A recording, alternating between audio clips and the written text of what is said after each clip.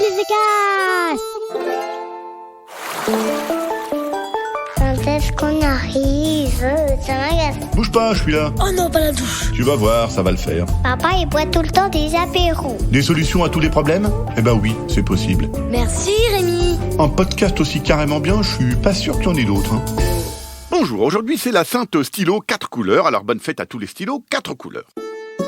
Chères poditrices, chers poditeurs, on se retrouve aujourd'hui pour faire la peau à un nouveau problème, un problème de vacances insupportable qui picote, un épouvantable problème super pénible. Quand on sort de la mer après une bonne baignade, pourquoi est-ce que le sel picote surtout dans le dos et que c'est impossible d'enfiler un t-shirt, une chemise ou n'importe quoi d'autre ?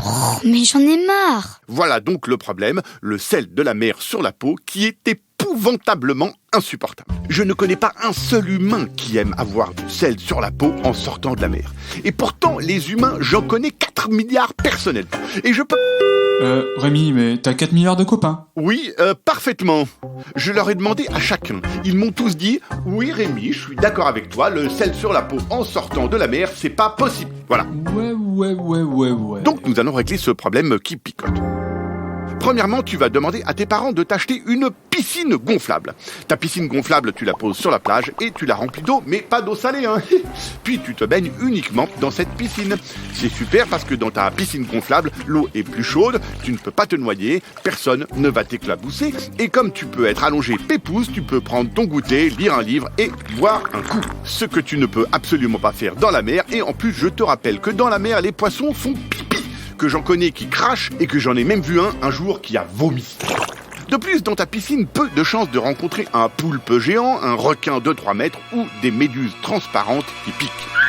Je ne t'ai pas dit, mais bien sûr, ta piscine, tu peux la remplir de soda, de jus d'orange, de jus de papaye ou de café si tu aimes le café. Mais fais bien attention de mettre du café froid, pas du café chaud. Voilà, le sucre sur la peau, ça ne pique pas comme le sel. Ça colle, mais c'est un autre problème. Et puis le sel, il n'y a rien de pire, je vous dis. Bon, si tes parents ne veulent pas t'acheter une piscine gonflable, sous prétexte qu'on n'installe pas de piscine gonflable sur les plages, qu'on ne gaspille pas l'eau potable en période de sécheresse, bon ça, ils ont un peu raison quand même. Il va falloir passer à une autre solution. Tu vas aller te baigner en combinaison de plongée intégrale, ce qui, en plus d'avoir l'avantage de te protéger du sel, va t'éviter de mettre des tonnes de crème solaire, et hop, 2 problèmes réglés pour le prix d'un.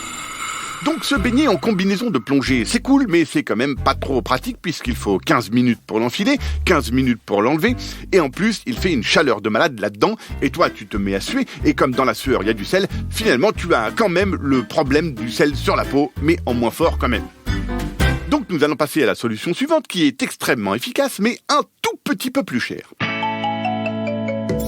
Voici donc notre 3e solution.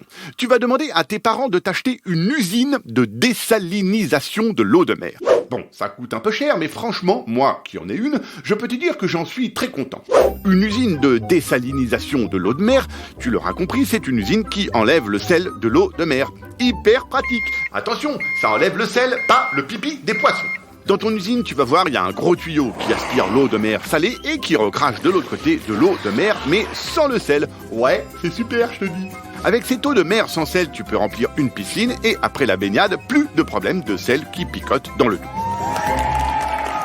Ah oui, je te l'ai pas dit, il faut aussi une piscine que tu rempliras de ton eau de mer sans sel. Parfois, les vendeurs d'usines de désalinisation, ils vendent des piscines aussi. Moi, j'en ai pris une énorme de 50 mètres de long, c'est super pratique, je l'ai fait construire sur la plage.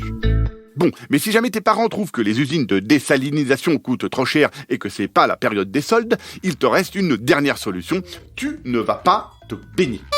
On a vu les problèmes de pipi, de vomi, de requins, de poulpes géants, de méduses qui piquent. Bref, se baigner, c'est pas forcément marrant.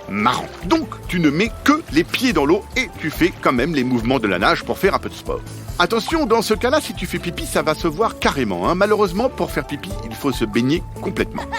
Allez, merci qui ? Ah bah merci Rémi. Un podcast original, Billy de Caste.